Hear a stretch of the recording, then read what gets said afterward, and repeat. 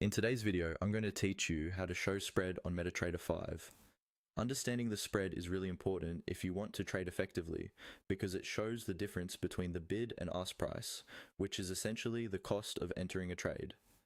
Being able to see it clearly on your platform helps you make better decisions, especially around times of high volatility or low liquidity. Let's walk through how to display the spread in the MarketWatch window in a simple, clear way. First, make sure MetaTrader 5 is open and that you're logged into your trading account. On your screen, you should see your main chart area and usually some panels around it. If you don't already see the MarketWatch window on the left side of your platform, don't worry, we'll turn it on. To open MarketWatch, you can use the keyboard shortcut Ctrl+M. Just press and hold the Ctrl key on your keyboard, then tap the letter M once and release. After doing this, the MarketWatch window should appear, usually on the left-hand side of your screen. If it's already open, using the shortcut will simply hide or show it, so make sure it's visible.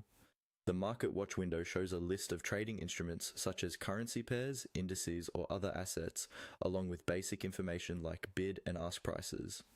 This is where we're going to enable the spread column.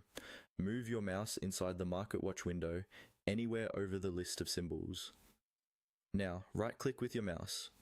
A context menu will appear with several options. From this menu, look for the option called Columns. Hover your mouse over Columns, and another small menu will slide out to the side, showing different types of information you can display. In this list, find the option labeled Spread. Once you see it, left-click on Spread to select it.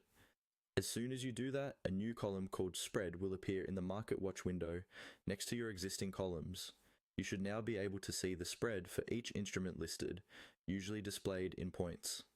This value will update in real time as prices change.